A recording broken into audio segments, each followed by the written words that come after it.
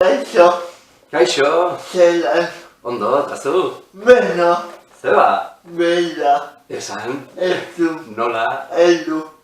Bihotara, bihotara. Bai. Kaixo, Xabi. Kaixo, Jeni. Segur. Ondo. Josea esteko modu bikaina. Bai, ado creo, jo, baiet. Jendea honezukeko jakiko du uguz taldekoa zabela eta, bueno, lehenik eta behin eskerrik asko lehengoan dokaba gonbidatzeagatik. Bueno, eskerrik asko zuri, bertara hurbiltzeagatik. Bueno, Ondo. uguz taldea euskal musikal izanen talden agakastaitzuenetako bat zemoruz. Beno, oso ondo, orain bizitzen ari gara beste esperientzia bat. Bai, egia da izan genuela gure garai potente bat duela urte batzuk. Eta bueno, sasoi desberdinak egon dira urte guzti hauetan. Eta oraintxe, diska berria aurkezten eta aretoetan kontzertuak ematen. Eta oso pozik arrekin. Gogoratzen nahi bat nola edukitzen duten pagoi bat eta edukitzen duten pagoi bat pixka bat gelditu zinetela. Bai, taldea sortu zen 1988 urtean. Eta, hasieran hasi ginen bertsioak egiten, pentsatzen dut talde gehien antzera, ez? Hasten diren taldeen antzera. Horre 89 urtean maketa bat grabatu genuen, geure burua entzuteko, eta maketaren ondoren harrera ona eduki zuen, eta eduki genuen diskoa grabatzeko aukera, eta hola izan genituen 3-4 disko grabatzeko aukera. Eta egia da, 2003 urtean paroia izan genuela. Horre, erabaki genuen gelditzea, iruditu zitzaigulako momentu egokia zela gelditzeko, horrela ikusten genuen, horrela sentitzen genuen. Eta hortik 10 urtetara 2013 urtean, hasierako taldekideak elkartu gintuzten entsaio leku batean, eta hor piztu zen berriro zerbait gertatu zen, eta gogoa sartu zitzaigun berriro soinua egiten hasteko, eta orduztik beste ritmo batean, baina hor gabiltza. Hasiera kaixo abestia kantatzen, baina gero uguz ez da bakarrik kaixo. Zagatzen hemen txake bat dakar esaten dugu uguz, kaixo. Ez zagatzen berduzue kanta erromantiko bat besteen baten atera, baina bulebarreko erlojua zeman negarre genudan kanta horrekin. Zer da bulebarreko erlojua? Bulebarreko erlojua gure abesti kutxunenetako bat da. Bai, denek badute bere xarma, baina hitza Iñaki Lazkanok egin zuen, eta horre dagoen estribilloa gaztelaniaz da, Federico García Lorcak idatzi zuen bere garaian. Eta hor egin genuen nasketa polit bat, eta musikatu genuen. Eta egia esan jende askoren abesti gogokoena edo bihurtu da urtzen jarraitzaileen artean. Eta bai dala abesti oso romantikoa eta Eta, bueno, urtz taldeak beti baladak izan ditu oso gogoko. Bai. Eta, bueno, Bulebarreko Erlojuak, bueno, horitzapel, bolita dakarskigu, eta bai, gustora gelitu ginen lan horrekin, bai. Zergatik Iñaki Lazkanok deritzo Bulebarreko Erlojua izenburua. Bueno, Bulebarreko Erlojua, hemen Donostia dugu jende askorentzako referentzia bezala, elkartzeko puntu bat da, eta bueno, lokalean ez ginenean, eta bizean behin Donostira joten ginenean, nun garatuko gara, Bulebarreko Erlojuan. Eta bueno, puntu estrategikoa da, hor jende asko hor gelditua izaten da, eta horregatik, eta bueno, pixka bat, hor Bulebarreko Erlojuaren inguruko bizipen edo, historio bat da. Eta nire gustatzen bakatu, baina esango dut estribidua. Lainoitzenoak bene, bakatu iroporari lainoitzenean bene, portu muaga, ikutuak pome, oso mutua da, Oso? mutua. Bai. Azkenean hori estribillo zati hori da Federico García Lorcak idatzitakoa. Bai. Iñaki, haupa, Bai, Iñaki Lazkano, txiki-txikitako laguna da, lagun mina, eskolara joten nien. Bai. Baina oso txikitatik, eta eskolara elkarrekin joten ginen, eta bizipen asko ditugu elkarrekin, eta taldea hasi izanean, bera beti egon da hor.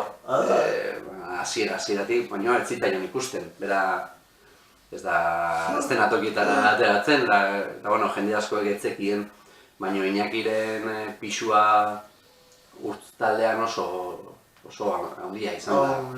Eta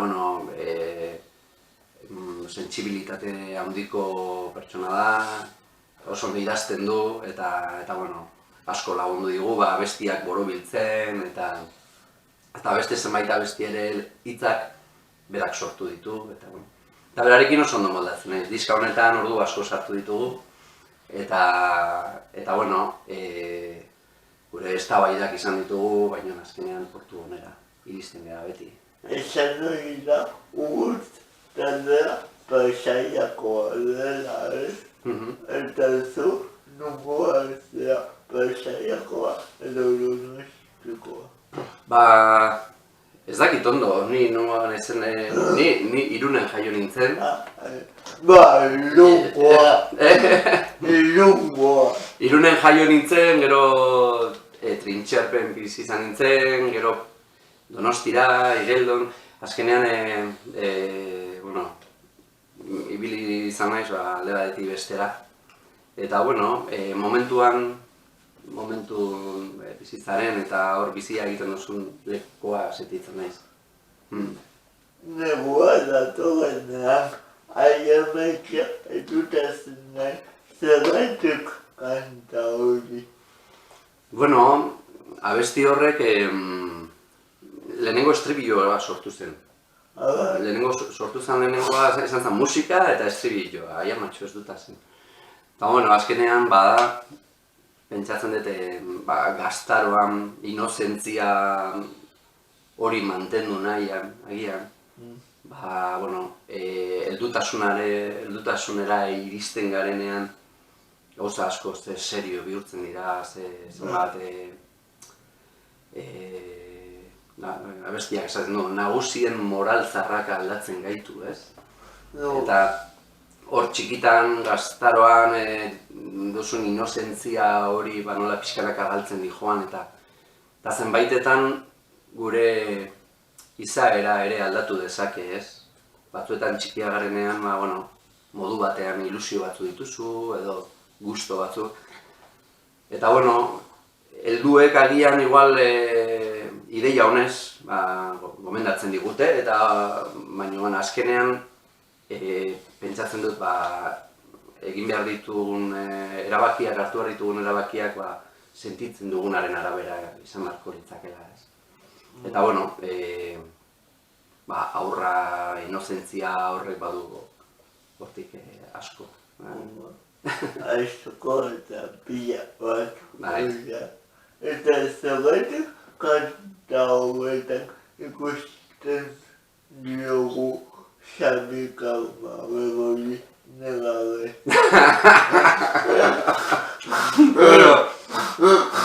Bueno, hasieran da negarren zeraino, egian da, oso aur txiki baten moduan lehenengo, espresatzeko oraindik hitz egiten ez duen aurra bezala, beti negua datorrenean ikusten ari da, negua dator, eta pixkat ez dut hasi nahi, pixkat keja edo, protestan moduko bat edo...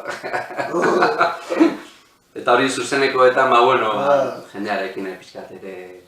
Harremana, hori da. Eta ez baitu nio geldituko kasuan zergatatu zen, edo nola ezagutu zen abestia. Bueno, abestiak sortzen dira, nire kasuan nahi gabe, ez dira bilatzen, baina,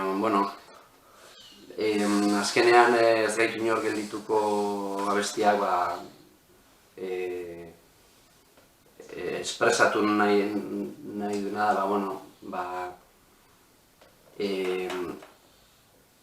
naiz eta bidea zaila izan, edo, ilusioarekin eta lortu daitezkela gauzak, eta pixka bat da,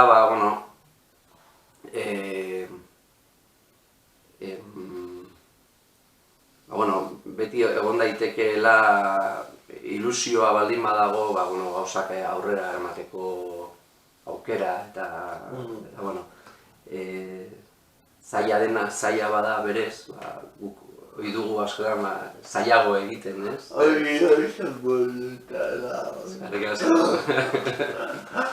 Zer burua edukitzen duzu kontzertuetan eta zuzenekoetan? Zer burua? Bueno, beti saiatzen gara zuzenekoetan kontzertuetara hurbiltzen den jendean momentu polit bat pasatzea gurekin, bere egunerokotasunetik pixkat atera eta momentu hori gurekin bizitzea. Eta, mimo handiz begiratzen ditugu abestien zerrenda eta nondik nora joango den kontzertua. Eta ni behintzat beti saiatzen naiz, abesti kontzertu horretan egin behar duguna bihotzez egitea, eta pentsatzen dut bihotzez egiten duzunean zer beste pertsonarengana nolabait beste modu batean heltzen zaiola. Eta, saiatzen gara dugun onena ematen, dugun moduan, eta bintzate, konexio hori lortzen, ez? Hori azkenean da, igual, politena. Jabaituko zaituzteko ikusten. Hori etorkizunak esango du. Momentuz oso gustora gaude. Eta, nik musikarena barneko behar bat bezala dokatez. Eta, zuzenekoak jotzeko aukera ditugun bitartean, jarrituko gaituzue ikusten. Hemen galdera esperimentalak egitea gustatzen zaigu. Eta imaginatu urtz taldea desagertu egiten dara, edo zer gauzagatuk urtz egiten duzuela. Egingo zenuko zerbait kamabeko bezala. Baliteke. De hecho, etapa honetan, diska berri honekin, duda asko izan ditut. Nik, bai zeren, taldean aldaketa asko egon dira, taldekideak etapa desberdinetan aldatu izan dira, beste sasoi batzuetan. Baina honetan igual fuerteagoa izan da, aldaketa handiagoa. Eta ni garai horretan pentsatu nuen, urtz bezala jarraituko dut edo ni nire kabuz ateako dut lana. Duda hori izan dut. Gertatzen dena, urte hauetan, azkeneko 2 urte hauetan abestiak konposatzen nago naiz, urtzen taldean pentsatzen. Eta zabaldu ateak diska berri honetan agertzen diren abestiak urtzentzako ziren. Eta bueno, urtz bezala kaleratu ditugu. Baina esan duzun aukera hori izan zitekeen. Ez datik ez. Bueno, esan, mila esker zuri. Mila esker zuri. Bezaleko iago musua uniba guga ikusiai. Noski baiet. Agur! Mila esker, agur!